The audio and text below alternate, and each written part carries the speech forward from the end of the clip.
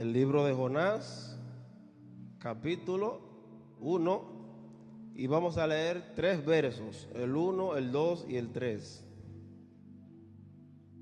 Dice la palabra del Señor: vino palabra de Jehová a Jonás, hijo de Amitai, diciendo: levántate y ve a Nínive, aquella gran ciudad, y pregona contra ella, porque ha subido su maldad delante de mí. Y Jonás se levantó para huir de la presencia de Jehová a Tarsis. Escuche, no se fue a Nínive, se levantó para huir de la presencia de Jehová a Tarsis, y dice que descendió, diga conmigo, descendió a Jope, y halló una nave que partía para Tarsis, y pagando su pasaje, entró en ella para irse con ellos a Tarsis, lejos de la presencia de Dios. ¿A dónde intentó irse Jonás? Escuche, no intentó irse a otro lugar, sino intentó irse lejos. Aleluya. Y el tema del mensaje en esta mañana es hijo de la verdad. Dígale a su vecino que no escuchó y ve y dice: el tema de la prédica de esta mañana es hijo de la verdad. ¿Por qué este tema en este día? Porque la palabra que acabamos de leer dice: Jonás, hijo de Amitai. Y el nombre Amitai significa verdad. Es por eso que Jonás no solamente era hijo de Amitai, sino que era hijo de la verdad. Y una persona que es hija de la verdad nunca podrá escapar de la presencia de Dios. Aleluya. Yo creo que voy a empezar a predicar ya. Lo voy a repetir: una persona hija de la verdad nunca podrá escapar de la presencia de Dios. No importa el lugar donde yo esté, no importa el lugar hacia donde yo corra, nunca escaparé de la presencia de Dios, porque soy hijo de la verdad. ¿Cuántos son hijos de la verdad? Entonces, Amitai dice, a mí me encanta cuando la Biblia dice, un ejemplo, el nombre de Jonás, hijo de Amitai. La Biblia no lo hace por rellenar el párrafo o una oración y poner una palabra, un nombre. Eso está escrito por un propósito, y es que el nombre Amitai significa verdad, porque proviene de un término en hebreo que es emet, que significa verdad, lo verdadero, lo real. Y usted sabe también que significa Amitai, el sello de Dios. Una persona con el sello de Dios no puede escapar de la presencia de Dios. A Jonás le dijeron: ve a Nínive, pero se fue a Tarsis. Quería escapar, pero tenía el sello. Muchas veces queremos escapar, pero no sabemos que tenemos el sello de la verdad de Dios. Y lo interesante es que cuando tenemos el sello de la verdad de Dios, se va a cumplir lo que dice ese sello, no lo que diga otra gente. Entonces en mi vida y en su vida se va a cumplir lo que dice el sello de Dios. No importa cómo esté viviendo, no importa lo que esté viviendo, no importa la condición, yo tengo el sello de Dios, entonces voy a vivir de acuerdo a lo que dice ese sello, y se va a cumplir en mi vida y en tu vida lo que dice. Pero muchos dirán: pero pastor, eso es Jonás, que hijo de Amitai, pero mi papá se llama, un ejemplo, Fares. No. El apóstol Pablo escribió en una de sus cartas y dijo: no se olviden de que fueron sellados con el Espíritu Santo.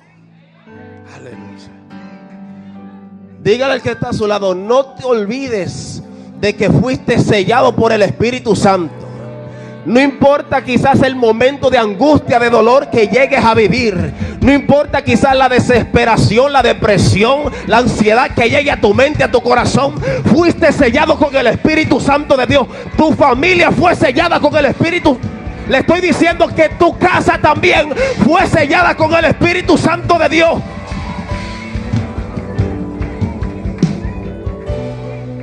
¿Cómo yo me puedo dar cuenta que una persona fue sellada con el Espíritu Santo de Dios? Dios mío, el salmista David dijo: pacientemente esperé en Jehová, Él se inclinó a mí y escuchó mi clamor. Pero espérese, luego dice el versículo siguiente: y en medio de mi desesperación.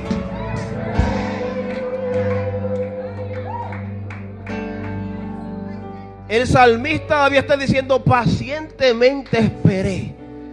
Pero en medio de mi desesperación, yo digo: pero David, ¿qué pasó contigo? En una ocasión tú dices que tú eres paciente, esperante al Señor, pero en medio de mi desesperación. ¿Usted sabe qué pasó con David? ¿Por qué él escribió eso? Porque aprendió a controlar la desesperación que estaba en su corazón. Mire, hay situaciones que nosotros vivimos a diario o en temporadas específicas que nos quiere llevar a una desesperación.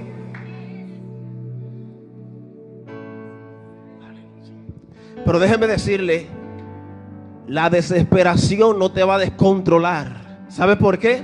Porque tienes el sello de Dios. Diga: yo tengo el sello de Dios, tengo el sello de la verdad. Aleluya. Esto es muy importante, mire, y cree esa palabra para usted. Una persona con el sello de Dios. La cámara me dejó solo. Una persona con el sello de Dios no puede caer en desesperación. Y usted dirá: pero eso es un remedio, eso es una pócima, un antídoto. No. Te estoy diciendo que una persona con el sello de Dios sabe su propósito. Una persona con el sello de Dios sabe los tiempos que está viviendo y que va a vivir. Una persona con propósito sabe que no hay algo que lo esté persiguiendo, porque sabe quién fue que lo llamó, quién fue que lo predestinó, quién fue que lo justificó y quién fue que lo glorificó. El problema de la desesperación y de desconocer el sello de Dios en nuestra vida es tratar de nosotros como llenar todos los espacios, y todos los espacios los llena Dios. Un gran sabio en la ciencia dijo que un cuerpo no puede ocupar dos espacios a la vez. Pero la palabra dice: aquel que lo llena todo en todo. ¿Cómo yo sé que lo llena todo en todo? Porque no tiene cuerpo. No necesita un cuerpo. Entonces muchas veces caemos nosotros, entramos en angustia y desesperación porque queremos llenar todos los espacios. Y todos los espacios los llena Dios. Donde yo no puedo llegar, llega Dios. Donde yo no puedo llenar, llena Él. Tienes que entender eso para que saques de tu corazón la desesperación y digas: pacientemente esperé en el Jehová, se inclinó a mí y escuchó mi clamor. Por lo tanto, amitai significa lo verdadero. Usted recuerda que en una ocasión Jesús preguntó y dijo: ¿qué dice la gente que yo soy? Los discípulos empezaron a decirle: uno dice que tú eres Elías, otro Jeremías, otro Juan el Bautista. Pero a él no le interesó el comentario de la multitud, de las masas. Él le interesó, le preguntó: ¿y ustedes qué dicen que soy yo? Y Pedro le dijo: tú eres el Cristo. Y ahí se acabó el culto.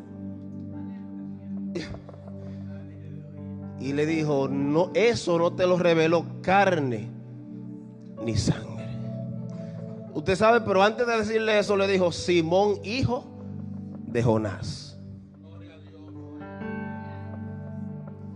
Y quizás hay muchas personas como yo que se preguntaban por qué Jesús le llamó hijo de Jonás.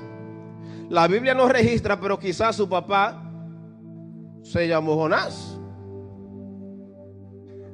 ¿Cómo yo sé que Pedro era casado? Porque Jesús sanó a su suegra.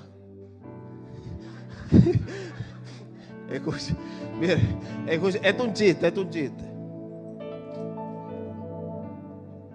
La gente se pregunta por qué Pedro lo negó 3 veces. Y un chiste dice, porque le sanó su suegra.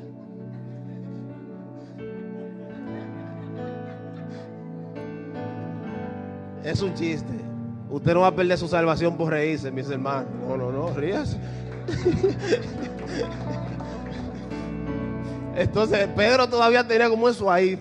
Dios mío, pero yo pensaba que ya iban por los 9 días. Y si usted como yo se preguntó muchas veces, ¿por qué le dice Simón, hijo de Jonás? Pero yo no voy a traer algo que esté explícito en la Biblia. Eso no está explícito. Y yo investigando, quería saber por qué le dice Simón, hijo. Y no fue la primera vez que lo llamó Simón, hijo de Jonás. ¿Usted sabe cuándo fue la primera vez que le dijo Simón, hijo de Jonás? Cuando él estaba reclutando sus discípulos. Dice la palabra en el primer capítulo, creo que es de Juan, en los versículos de los 40 por allá, dice, se encontró con Pedro, Simón Pedro, hijo de Jonás, y a este también llamó. Y yo me pregunto, pero ¿por qué dice en varias ocasiones, hijo de Jonás? Usted sabe que yo entendí. Es que le dijo Simón, hijo de Jonás, porque cuando lo llamó, le estaba diciendo, eres hijo de lo verdadero, y que a todo lo que yo te mande tú vas a ir. Escúcheme. En el llamado divino, Dios no te pone condiciones en un contrato para firmar. Cuando Él te llama, tienes que ir a todo lo que Él te mande. Es por eso que aún negándolo 3 veces, tuvo que ser restaurado y decirle que lo amaba 3 veces. Así como Jonás huyó a Tarsis y a Jope, a todo lo que el Eterno lo mandó tenía que ir, porque era hijo de la verdad. Ah, Dios mío, si eres hijo de la verdad y tienes el sello de Dios, no puedes escapar de la presencia de Dios y tienes que hacer todo lo que Dios dijo que vas a hacer. Pero el llamado de Dios no simplemente cumplir con una rutina o cumplir con unos requisitos o compromisos. El llamado divino también tiene que ver con la calidad de vida que usted viva, con la calidad moral de vida que usted viva. Porque mucha gente le huye y le teme al llamado de Dios porque cree que solamente es cumplirle unos requisitos a Dios. Pero mientras usted le dice que sí al Señor, Él te va a respaldar donde usted vaya. Por eso es que Dios llama. ¿Cuántos dicen amén? Pero para conocer un poco más acerca de Jonás, tenemos que ir al segundo libro de Reyes, capítulo 14, verso 25. Segundo libro de Reyes 14, verso 25. Dice la palabra: Él restauró los límites de Israel, desde la entrada de Hamat hasta el mar del Arabá, conforme, escuche, a la palabra de Jehová, de Dios de Israel, la cual Él había hablado por su siervo Jonás, hijo de Amitai. Es decir, que no está hablando de otro Jonás, está hablando del mismo Jonás de su libro que leímos en el capítulo 1. había hablado por su siervo Jonás, hijo de Amitai, profeta, que fue de Gad Hefer. Y yo me pregunto, ¿dónde están las profecías que dio Jonás aparte de la destrucción de Nínive? ¿Dónde están registradas? Aleluya. Pero para conocer más acerca de Jonás, tenemos que ir al capítulo 9 de Segunda de Reyes. Leímos el capítulo 14, pero tenemos que retroceder al 9 para entender acerca de Jonás y las profecías que dio.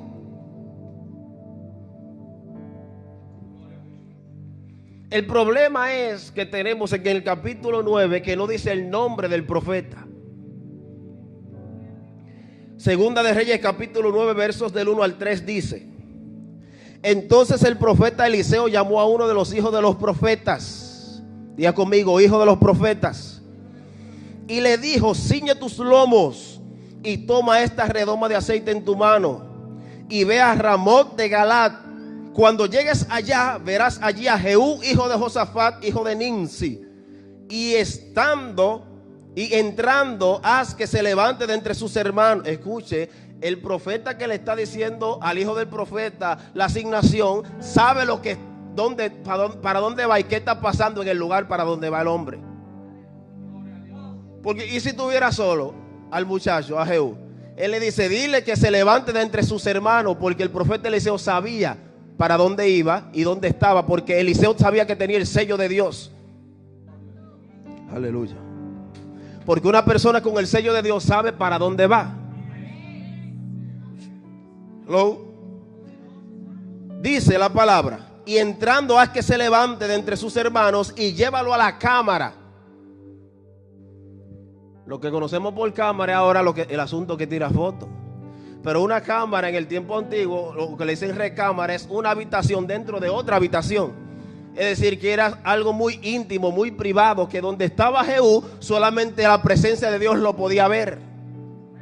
Hay personas que dicen: pero quizás Dios no me ve, Dios no se acuerda de mí. Pero Señor, acuérdale mi nombre al pastor, al profeta, a la pastora, a un intercesor. Pero déjame decirte que no importa el lugar donde tú estés, la presencia siempre va a saber dónde tú estás y te va a encontrar.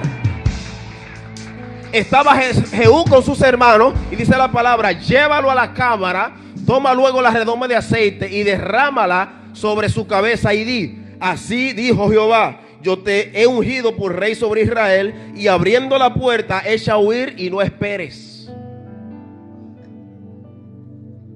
Es muy peligroso cuando un profeta habla y le dice a este hijo de los profetas, Eliseo: cuando tú hagas todo eso, úngelo, dile que Dios lo unge como rey, pero vete, no te quedes. Entonces la cámara es un aposento dentro de otro aposento. En el mismo capítulo 9, versos 4 en adelante dice: fue pues el joven, el profeta, a Ramot de Galat. Cuando él entró, he aquí los príncipes del ejército que estaban sentados.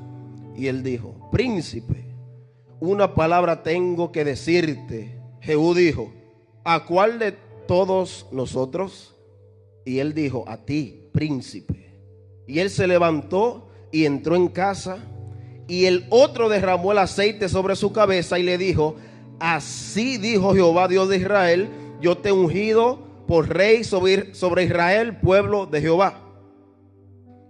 Sigue diciendo: herirás la casa de Acab tu señor, para que yo vengue la sangre de mis siervos los profetas y la sangre de todos los siervos de Jehová de la mano de Jezabel, y perecerá toda la casa de Acab, y destruiré de Acab todo varón, así al siervo como al libre en Israel. Y yo pondré la casa de Acab como a la casa de Jeroboam, hijo de Nabat, y como la casa de Baasa, hijo de Ahías. Y a Jezabel la comerán los perros en el campo de Jezreel, y no habrá quien la sepulte. Enseguida abrió la puerta y echó a huir. Fíjese, el profeta le dijo: vete a aquel lugar, unge a Jehú por rey y vete. Porque cuando un profeta envía, no solamente te envió con una palabra, sino que te impregna a ti el espíritu profético y tú puedes fluir bajo esa unción. Aleluya. Luego que lo unge, le dice todo lo que Dios va a hacer con él. Dice el verso 11 en adelante, el mismo capítulo 9. Después salió Jehú a los siervos de su señor y le dijeron: ¿hay paz? ¿Como todo bien? ¿Para qué vino a ti aquel loco? Escuche, porque parece que ese hombre entró sin salud y mandó a preguntar. Y él les dijo: vosotros conocéis al hombre y sus palabras, diciendo, porque ustedes son profetas, deben de saber también qué fue lo que me dijo. Ellos dijeron: mentira, decláranoslo ahora. Y él dijo: así y así me habló diciendo, así ha hecho Jehová, yo te he ungido por rey sobre Israel. Entonces cada uno tomó apresuradamente su manto y lo puso debajo de Jehú en un trono alto. Y tocaron corneta y dijeron: Jehú es rey. La pregunta es: ¿quién fue este loco que entró allí? Yo pensaba antes, como Dios le había dado la palabra al profeta Elías cuando estaba en la cueva huyendo de Jezabel: levántate, porque el largo camino te resta, vas a ungir a Eliseo por profeta en tu lugar y a Jehú por rey en Israel. Pero cuando nosotros vemos la narrativa de la Biblia, no lo ungió ni Elías, pero tampoco lo ungió Eliseo, lo ungió otro profeta. ¿Por qué otro profeta lo pudo ungir? Porque tenía la autoridad para hacerlo. Hello. ¿Y usted quiere saber quién fue ese loco profeta que entró con una locura a esa habitación? Y cuando la palabra habla y dice que una redoma de aceite, no es los 2 deditos de aceite que nos untan ahora. Y ahora nos untan esos deditos de aceite y uno está: no, pero que el maquillaje, espérate, que no me lo ponga en la cabeza, que fui al salón ayer. Esas personas te bañaban con aceite porque era una posición de autoridad que te estaban dando. Es por eso que cuando cae el aceite sobre nosotros, yo estoy diciendo: mire, yo quiero que me bañen con el aceite, porque me están diciendo que es una posición de autoridad que se me está invistiendo en ese momento. Y Dios se encarga de su salón, olvídese de eso.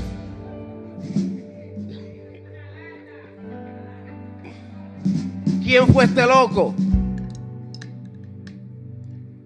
En la cultura bíblica dice que ese loco fue el profeta Jonás. Sabe que este profeta Jonás estaba acostumbrado que a toda la palabra que Dios lo enviaba a dar era una palabra, un ejemplo de ungir a alguien, una palabra de levantar a alguien, era una palabra de autoridad, era una palabra para ungir a un rey, era una palabra para hablar con los reyes. Y él se acostumbró a eso. Pero como vemos cómo empieza su capítulo de Jonás, dice que Dios le dice: vete a Nínive y dile que en 40 días será destruida. Pero Jonás no fue, se fue a Tarsis, descendió a Jope, porque él estaba acostumbrado que a todo lo que Dios lo mandaba era algo, entre comillas, bueno. Pero ahora lo estaba mandando para un juicio. Y como el profeta tenía un orgullo de profeta, que la palabra de él no caían por tierra, él no quería hacer lo que Dios le dijo. Se estaba olvidando que era hijo de la verdad. Se estaba olvidando de que tenía el sello de Dios. Y dice la palabra que Jonás descendió a Tarsis. ¿Y usted sabe lo que significa Tarsis? Piedras preciosas. ¿Usted sabe lo que significa Jope? Belleza. Significa también lo pasajero, lo temporal. Es decir, que en el camino eterno de Jonás estaba darle la palabra a Nínive, y Dios se encarga, Porque si una persona se arrepiente, Dios puede cambiar su veredicto. La palabra dice que Dios no cambia y en Él no hay sombra ni mudanza de variación. Pero cuando vemos en la Biblia hay gente que se choca con eso y dice, pero si Dios no cambia, ¿por qué no destruyó a Nínive? Porque se arrepintieron. Pero para conocer eso de que Dios no cambia y entender que a los primeros que creó, Adán y Eva, les cayó un juicio que hasta nosotros estamos pagando eso. Pero hay que aprender lo siguiente, que es profecía y que es eternidad. Escuche, mire, y no es algo de que muy, no, eso es una papita con cachú. Profecía tiene que ver, se altera según su comportamiento. Mire, Dios le puede dar a usted la palabra más grande, el ministerio más grande, pero si usted no anda de acuerdo a esa palabra, es muy posible de que no se cumpla. Entonces, ¿qué yo aprendo? Que la profecía es condicional al comportamiento humano. Pero hay otra cosa que es eternidad, que es inalterable. Y lo que pasaba con Jonás, con su vida personal, era una eternidad. Y lo que pasaba con Nínive era una profecía. Hay personas que quizás están viviendo y piensan, pero quizás lo que Dios me dijo ha pasado tanto tiempo, quizás no llegaré yo a alcanzar lo que Dios me dijo. Quizás yo no alcanzaré la estatura de que habla la palabra de una persona obediente a Dios. Yo no tengo la fe de Abraham. Yo no puedo predicar. ¿Y qué va a pasar con mi vida? En tu vida hay algo que se llama eternidad, que es inalterable.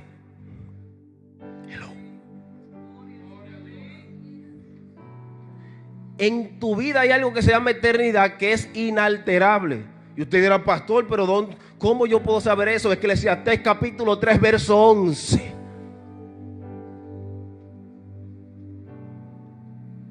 Usted sabe que dice Eclesiastés capítulo 3, verso 11. Ha puesto eternidad en el corazón de ellos. ¿Dónde yo le dije que estaba el sello? No se lo dije. El sello de Dios está en tu corazón. Aleluya. El sello de Dios está en tu corazón. Pero en ese mismo corazón puso eternidad. Pero usted dirá, pastor, pero la gente fallece y parte de esta tierra. El corazón no es eterno. Pero cuando la palabra habla de corazón, no está hablando de su órgano. Está hablando de la esencia plasmada que Dios puso en tu interior, que se llama imagen y semejanza.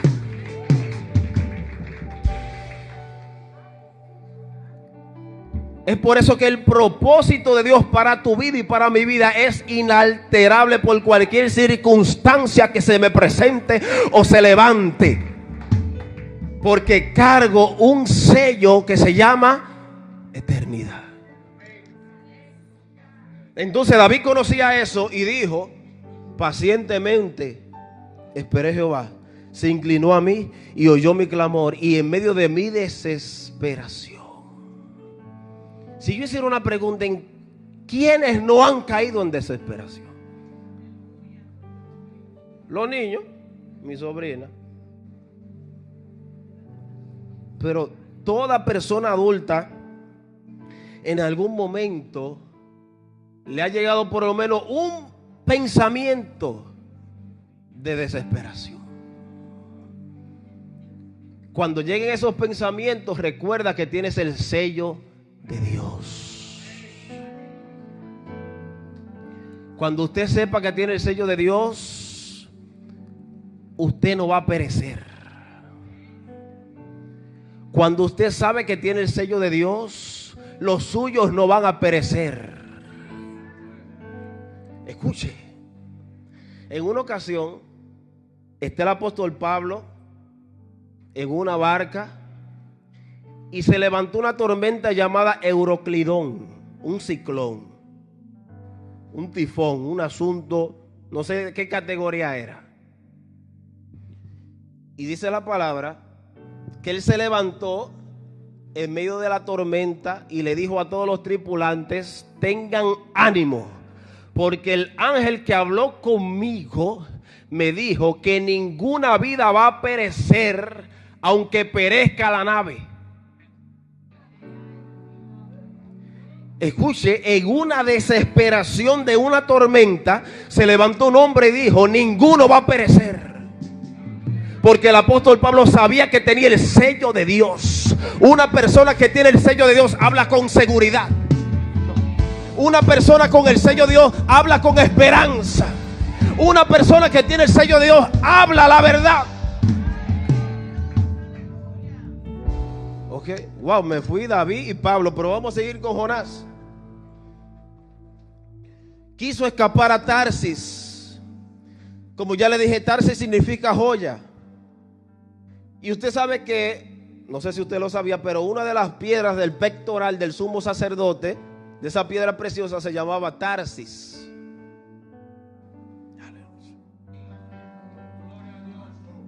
Santo.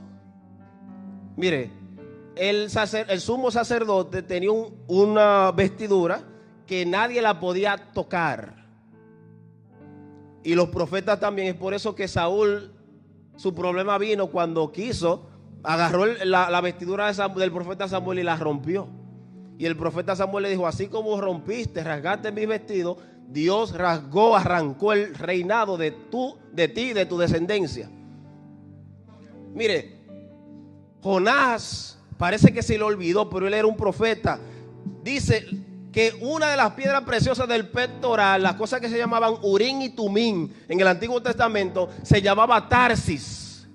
Entonces, ¿dónde debió ir Jonás para encontrar? Si él quería una piedra preciosa, debió ir a donde el sumo. No, usted no me agarró. En vez de ir donde el sacerdote, se fue a un lugar llamado Tarsis. Aunque tenían el mismo nombre, pero no era lo mismo. Dios mío. Aleluya. Cuando Jesús sanó a un leproso, y eso está en la ley, cuando los leprosos eran sanados y limpiados, tenían que ir a revisarse donde el sumo. Y el sacerdote entonces le daba el visto: ok, ya estás limpio, regresa al pueblo, porque tenían que habitar fuera. Y ahí ellos podían ver toda la vestidura, todos los accesorios que tenía la vestidura del sumo sacerdote. Entonces Jonás quiso buscar Tarsis donde no era el lugar correcto. Yo como que estoy dañando el mensaje, parece. Entonces Tarsis significa joya, piedra preciosa. Y era una de las piedras de los Urín y Tumín del pectoral del sumo sacerdote. Y dice la palabra que Jonás descendió a Jope, donde estaba la embarcación. Y Jope significa belleza, como le dije, algo pasajero, algo momentáneo, algo temporal. Lo que me sorprende a mí es que dice la palabra de que pagando su pasaje entró en ella y se fue. ¿Usted sabe lo que hizo Jonás? Usted sabe cómo son el transporte, tanto terrestre como aéreo. Tiene que ser llenado toda la embarcación, todo el avión, todo el autobús para poder arrancar. Pero dice la palabra, pagando su pasaje se fue.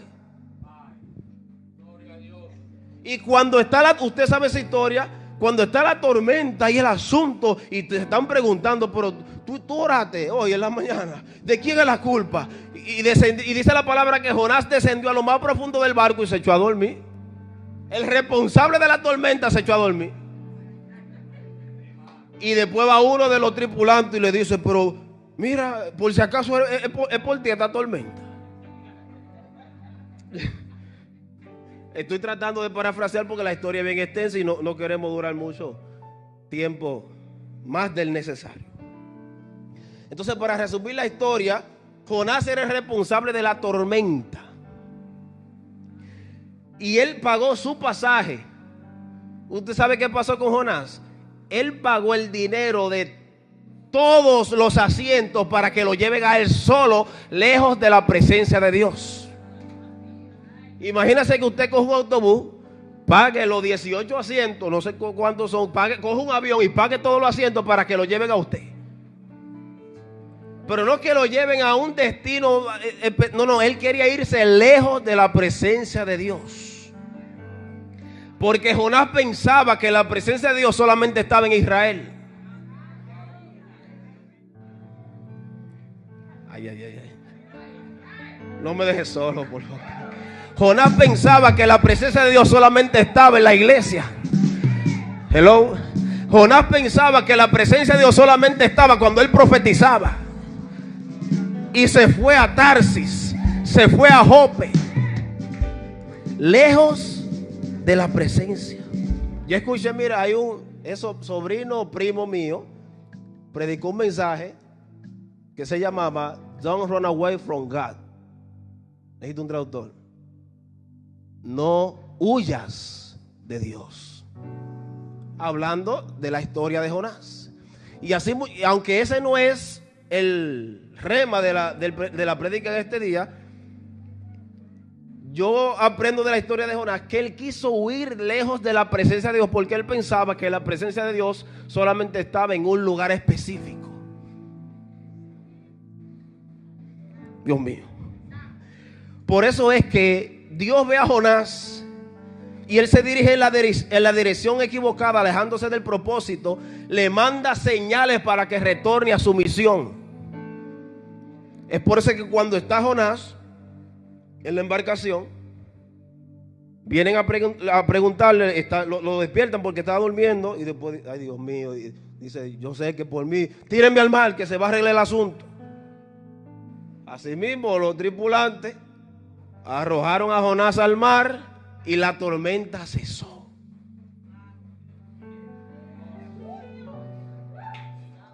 Aleluya. Cuando hay una tormenta no hay un Jonás cerca para que se arregle. Entonces Dios le mandó señales para que retorne a su misión. Entonces tiraron a Jonás en el mar. Se desapareció la tormenta, pero Dios tenía un pez preparado para Jonás. Escuche, las cosas en la Biblia no sucedieron porque sí. Era necesario. Mire, cuando hay tormentas y esa tormenta atraviesa en el mar, se altera la superficie, pero también se altera la profundidad. Así como en la tierra viene una tormenta, viene un ciclón, los aires, los vientos son muy fuertes, también se alteran las casas, se entra el agua. ¿Usted ha vivido algún ciclón alguna vez? Claro. Entonces pasan cosas, pasan desastres. Pero Dios había preparado un pez. Y yo me pregunto, ¿por qué Dios mío, no preparó una yola o otro barco para llevar a Jonás? Porque quería arreglar algo en la profundidad. Déjame decirte, cuando atraviesas por una tormenta muy fuerte, aunque seas restaurado en el exterior por el que dirá la gente, aunque Dios te restaure y te levante, nunca te olvides de ser restaurado en el interior. Porque el mismo Jesús dijo, así como Jonás duró 3 días y 3 noches en el vientre de un pez, es necesario que el Hijo del Hombre dure 3 días en lo más profundo de la tierra.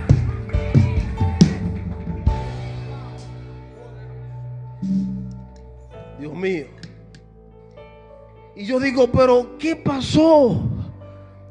Entonces aquí vemos por qué fue necesario Jesús morir en la cruz y durar 3 días y 3 noches para poder resucitar.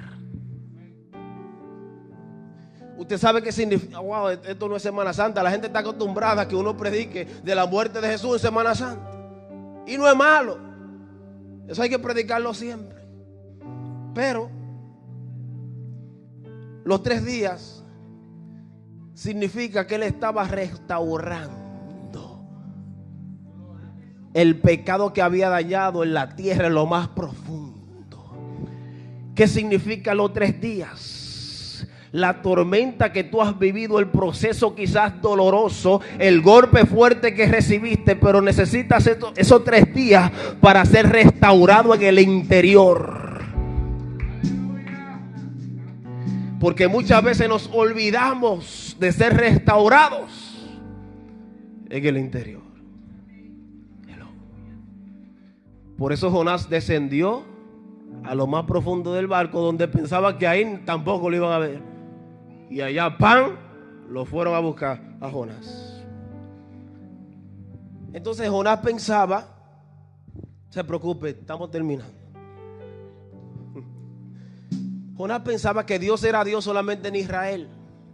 Dice la palabra en Éxodo capítulo 20, dice: y habló Dios estas palabras diciendo: yo soy Jehová tu Dios, te saqué de la tierra de Egipto, de casa de servidumbre, no tendrás dioses ajenos delante de mí.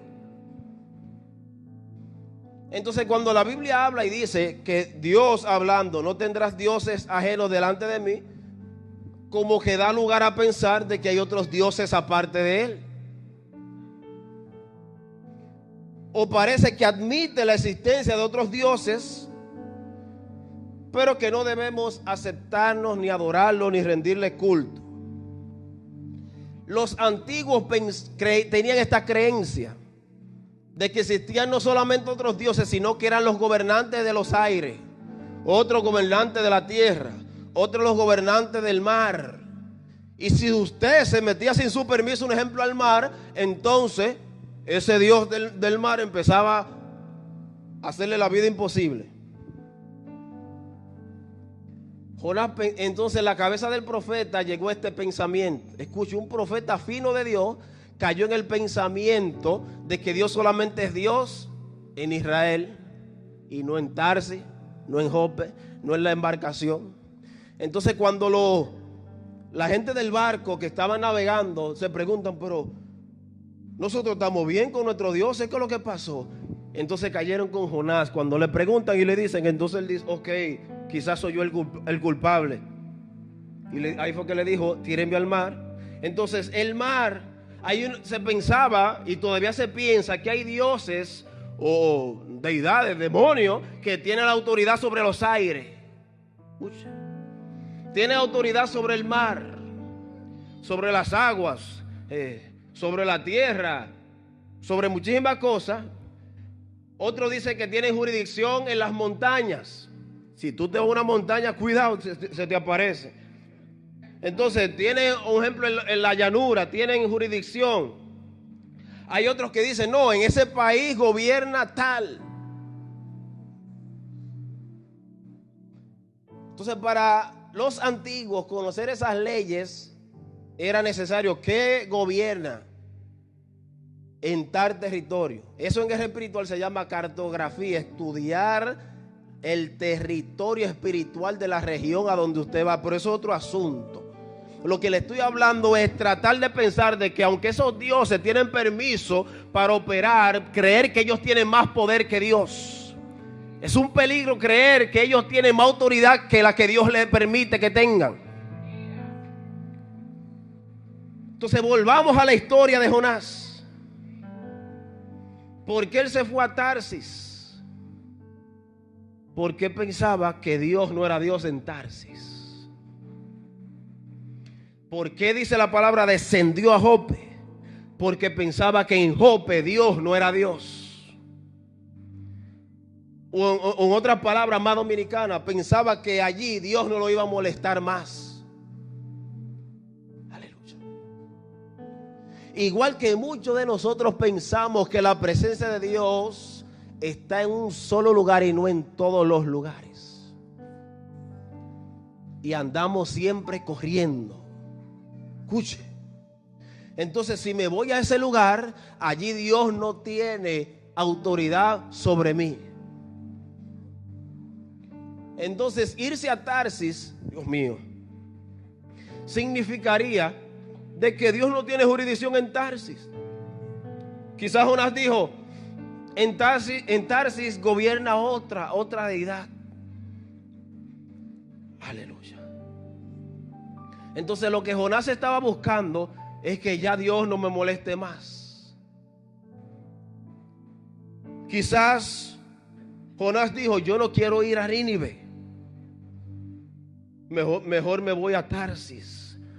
Ir al lugar donde Dios le dijo, a un lugar donde Dios no dijo que vaya. La gran lección que experimentó Jonás fue que adoptó el pensamiento de muchas naciones en ese entonces, de que habían otros dioses que tenían autoridad en ciertos lugares, y pensar de que si salía de Israel, ya Dios no tenía autoridad sobre él. Aleluya. Pero Dios es Dios en Israel. Dios es Dios en mi casa. Dios es Dios en la iglesia. Dios es Dios en todo lugar. El salmista David lo dijo en el Salmo 139: ¿a dónde me iré de tu espíritu? ¿A dónde huiré de tu presencia? Si subiera a lo más alto, allí tú estás. Si bajara a las profundidades del Seol, allí también estás tú.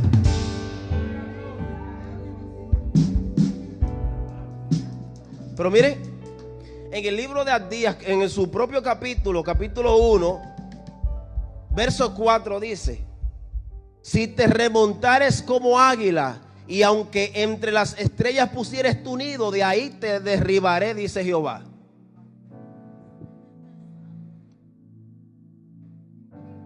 Para entender eso, es que se pensaba, como la gente de la Torre de Babel, querían ir al cielo más rápido de la cuenta, y que mientras más alto, Dios no lo iba a alcanzar. Mientras más lejos corran, Dios tampoco lo iba a alcanzar. Pero Abdías da una profecía y dice que aunque subas entre las estrellas, de ahí te derribaré, dice el Señor. Entonces esa gente se pensaban que los dioses se disputaban territorio. Es como que echaban suerte. Y a ti, por ejemplo, el Dios del aire te toca hoy, a ti te toca la tierra. Entonces en la mente de Jonás se entró ese pensamiento y ese concepto. Escuche, porque cuando en la mente permitimos que entren conceptos y pensamientos, eso quiere remover los principios. Aleluya. Esos pensamientos vienen como bomba para remover principios y fundamentos.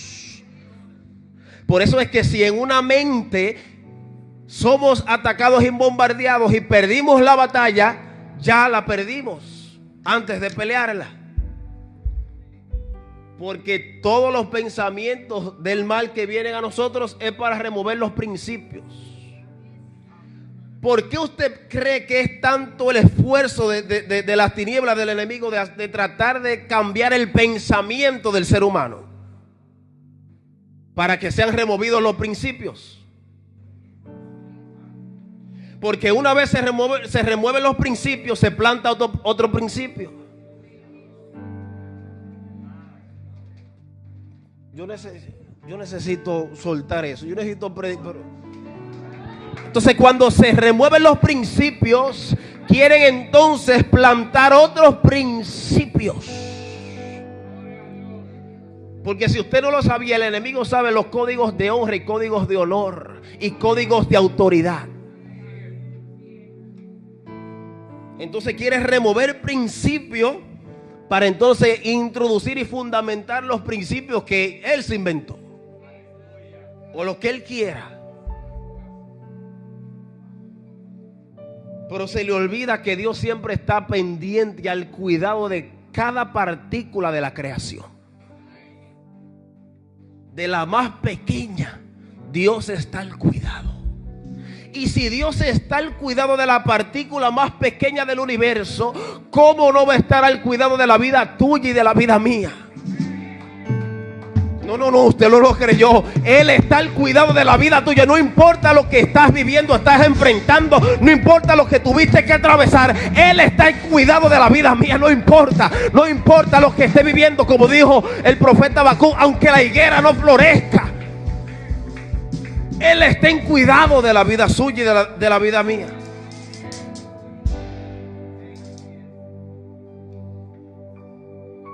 Entonces Jonás pensaba de que Dios era Dios en Israel y quiso correr.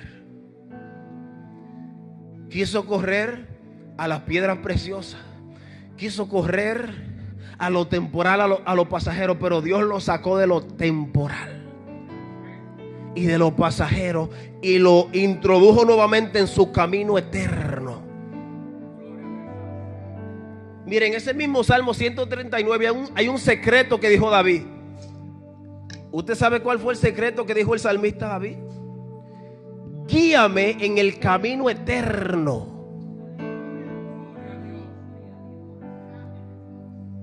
¿Qué problema con David? Escribió muchas cosas que son difíciles de entender. Porque él dice, guíame en el camino eterno. Porque si ya tú mueres y está en la eternidad, ya Dios te guió, o Él es quien te guía.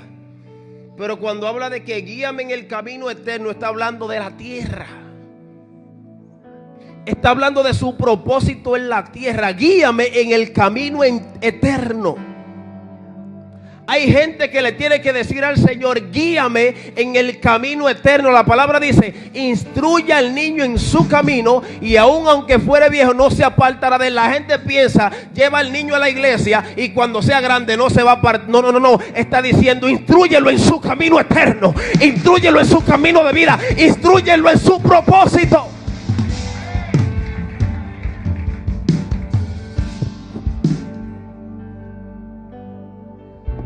Porque cuando se presenta Tarsis, se presenta Jope, se presenta la embarcación, se presentan todas estas cosas, el camino eterno quizás, lo que me instruyeron quizás empieza a tambalear. No. Entonces lo que se me enseñó pasa quizás a otro plano. Pero si se instruyó en el camino eterno, en tu propósito, muy difícil, para no decir imposible, que ese camino eterno sea removido.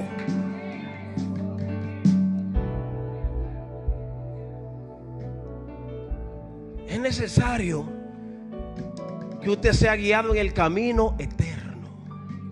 ¿Y cuál es el camino eterno? Su propósito en la vida. Pero esa palabra la escuchamos tantas veces que muchas veces ni siquiera sabemos qué significa el propósito eterno. Pero yo diré, pastor, pero mi propósito será mi profesión, mi talento, será lo que me dedico. Eso es parte de tu propósito, pero hay un propósito superior. Y usted sabe cuál es su propósito eterno: conectarte con el eterno. Porque así como la criatura está en el vientre de su madre, nace, es cortado el cordón umbilical, Dios mío, todo lo recibía por automático en el vientre. Si la mamá comía, ellos comen. Si se alimenta bien, la criatura se alimenta bien. Hello. Si le ponen vitamina, la criatura recibe vitamina. Entonces dice la palabra en Romanos capítulo 3 verso 23: y por cuanto todos pecaron, fueron destituidos o están destituidos de la gloria de Dios. Pero ¿cómo voy a ser destituido de un lugar donde yo ni siquiera tenía conciencia de que estaba allí? Es que estabas en un lugar donde recibías todo por automático. Pregúntele a un bebé o pregúntese a usted mismo o a mí si yo tengo algún recuerdo o memoria de estar en el vientre de mi madre. Pero David fue más loco, que dijo: mi embrión vieron tus ojos. Escuche, el propósito en la vida es conectarte donde fuiste arrancado. El propósito suyo y mío en la vida es conectarme con la fuente divina. Cuando en su vida todas las cosas pasan a un segundo plano, la gente se ha olvidado lo que dice en Mateo capítulo 6 verso 33: mas buscad primeramente el reino de Dios y su justicia, y todas estas cosas os serán añadidas. Pero pastor, ¿cuáles son las cosas que serán añadidas? Lo que te desespera.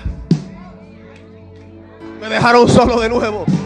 ¿Qué cosas serán añadidas? Lo que yo sudo y trabajo tanto, eso será añadido si buscas el reino de Dios y su justicia.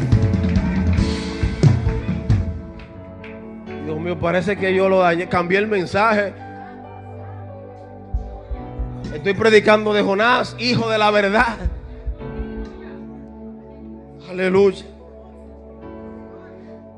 Mire, Jesús hablando dijo en una ocasión: y será predicado este evangelio del reino, entonces vendrá el fin.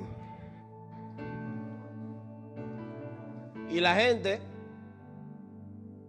ok, será predicado el evangelio, entonces ya se está escuchando que en la Amazonas, donde todavía hay tribus y cosas indígenas de India que ni siquiera hablan el idioma de la misma nación, y todo eso que se está mandando tratado por helicóptero. No.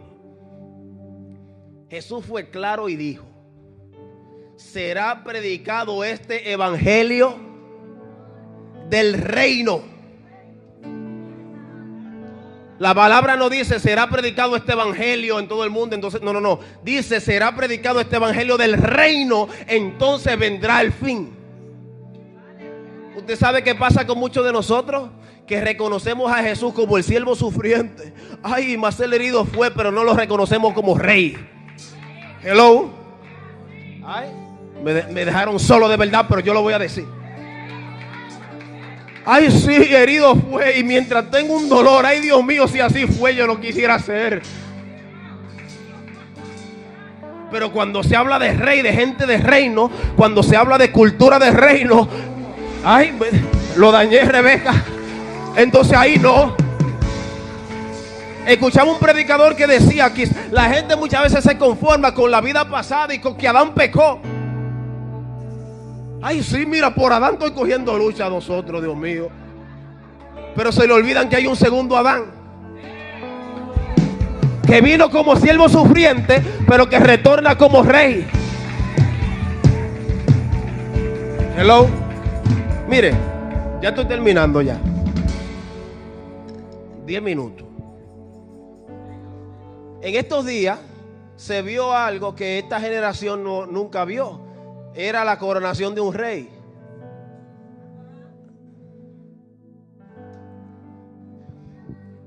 Y yo no sé si usted, como yo, vio muchos medios y personas diciendo, hablando algunos de manera positiva y otros de manera despectiva, diciendo, vi uno que dijo en pleno siglo XXI, di que con rey. Viva la democracia. Pero si uno se monta en esa ola y dice no, que se acaben las monarquías, que eso ya pasó. Estamos en la democracia, que el pueblo decida lo que quiere. Ay, Dios mío. Pero en la Biblia están los ejemplos de cuando el pueblo quiso tomar las decisiones. ¿Qué pasó? No había llegado el tiempo para la nación de Israel tener rey.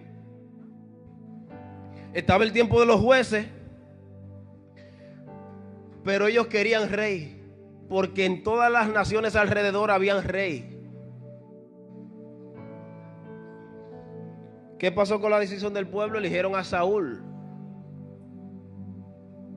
Aunque la palabra dice que Dios lo ungió y fue mudado en otro hombre, pero su reino fue cortado. Entonces la Biblia entera, Antiguo Testamento y Nuevo Testamento, habla de monarquía.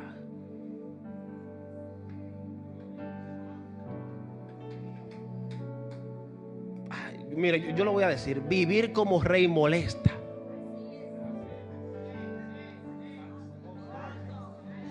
Hello. Es por eso que la gente no quiere saber de monarquía. De hecho, hay evangélicos que no quieren saber. Y yo digo, pero si tú no quieres saber de monarquía, estás en contra de lo que dice la palabra. Porque dice el libro del profeta Amós, capítulo 9, verso 11: en aquel día restauraré el tabernáculo caído de David. ¿Cuándo será ese día? Cuando el rey Jesús, rey de reyes, señor de señores, se siente en el trono en Israel. Pero la iglesia no está preparada para eso. ¿Sabe por qué? Porque está predicando evangelio, pero no está hablando de reino. Me dejaron solito ahí. Es necesario que el evangelio del reino sea predicado. Porque en la vida de reinado hay abundancia. Dios mío, miren, la mesa de los reyes no hace falta nada. Como yo le dije, lo que le quite el sueño a usted está en añadidura si buscas el reino. Y Dios quiere inyectarnos en nosotros una cultura de reino. Porque yo meditando en esta palabra, y yo decía, Dios mío, será predicado el evangelio del reino, entonces vendrá el fin. Si hay un rey, es necesario que haya un reino. Y si hay un reino, tengo que hablar de ese reino.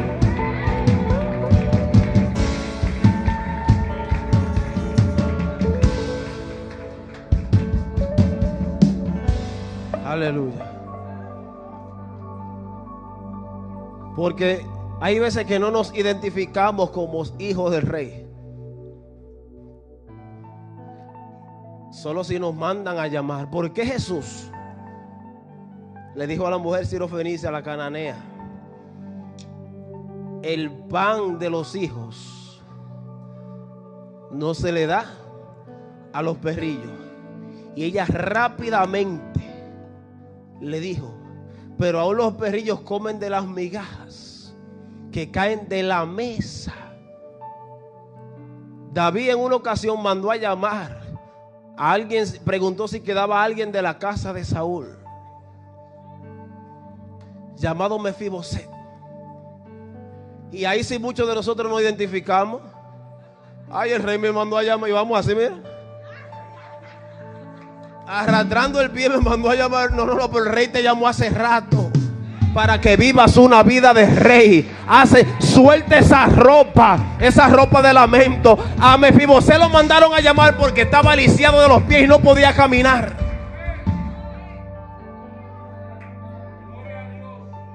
Dios mío. Eso se llama cultura de reino. Lo interesante es que para entrar una cultura tiene que salir otra. Dile al que está a su lado, suelta la cultura, la que trajiste, la que te enseñaron, y recibe la cultura del reino, porque eres hijo de la verdad. Tienes el sello de Dios. Mire, lo que yo le estoy diciendo no es juego para que ustedes aplaudan. No, le estoy diciendo una revelación que se me reveló a mí. Es necesario que vivas esa vida de cultura, de reino, porque el rey viene. Y si el rey viene, tiene que hablarse de rey. Porque si quizás entra el rey por ahí, no lo vamos a conocer, porque no conocemos la cultura. No conocemos el protocolo de un reino.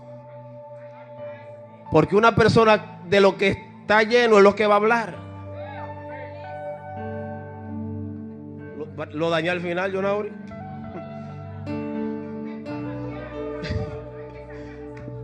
Escuche. Mire, voy a cerrar la Biblia. Porque Dios, escuche, Dios quiere remover cultura.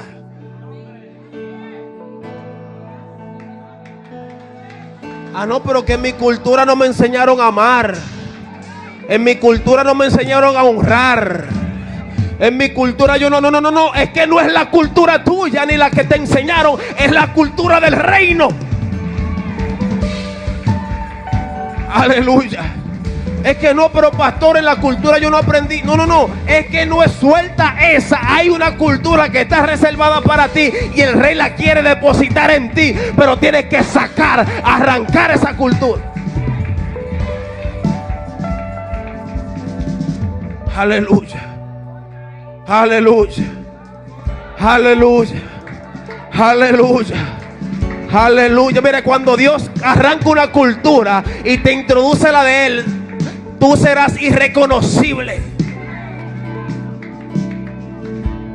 ¿Sabe por qué? Dios mío. Porque siempre a la casa del rey es donde llegan las peticiones. Y la gente dice, pero Dios mío, porque a mí me llegan solamente peticiones. Es que se te olvidó que tu casa es real. A la casa de gobierno es que llegan las peticiones. En una casa de reino no se piensa en ayudarlo. Hello. Lo dañé al final. En una casa de reino no se está esperando para mandar una carta. Ellos reciben las cartas. ¿Qué te estoy diciendo? Y el enemigo conoce eso. El enemigo sabe que si te oculta esa cultura, no vas a vivir pleno en el llamado y en el propósito de Dios. Yo prediqué hace mucho, uno de mis primeros mensajes se llamó Llamado, Propósito y Destino. Y es que el llamado tiene que ver con el destino. Y el propósito es que te lleva a Él. Entonces el enemigo trata de ocultarnos eso para que no vivamos feliz.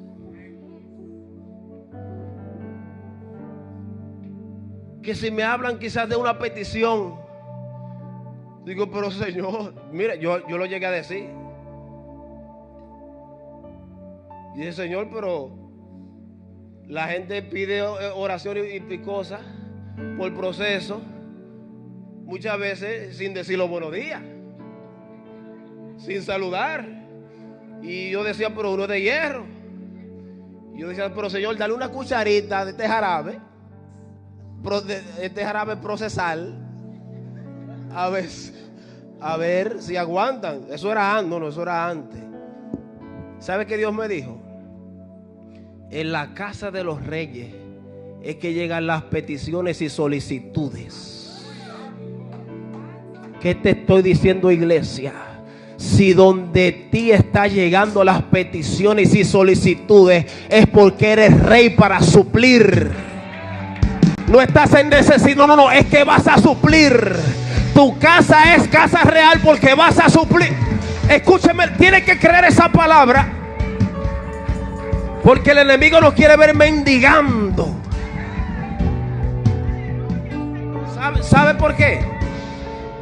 Porque en la casa real siempre hay pan. Pero no solamente pan natural, literal, de harina. Hay pan espiritual. Pedro y Juan iban a la oración, a la hora novena como de costumbre. Y a la puerta de la hermosa estaba un cojo. Estaba siempre pidiendo limosna. Y para resumir la historia, usted sabe lo que el apóstol Pedro le dijo. Mírame a los ojos. Pedro le dijo, mírame a los ojos. ¿Sabe por qué? Porque es muy difícil que un mendigo, alguien que esté mendigando, mire a los ojos. Mire, cuando una persona siente vergüenza, muchas veces no mira a los ojos. No, yo estoy avergonzado. Mira, Fares. No, mírame a los ojos. Él estaba avergonzado de su condición porque estaba acostumbrado a mendigar. Y lo que el apóstol Pedro discernió que había en él, que tenía que salir un espíritu de mendigo primero, para luego ser sano. Dios tiene que arrancar espíritu de nosotros muchas veces para ser sano. Hello. Le dijo, mírame a los ojos. No tengo oro ni plata, pero de lo que tengo te doy. En el nombre de Jesús, levántate y anda. Es decir, que el apóstol Pedro le devolvió la confianza. Él la había perdido porque siempre estaba mendigando.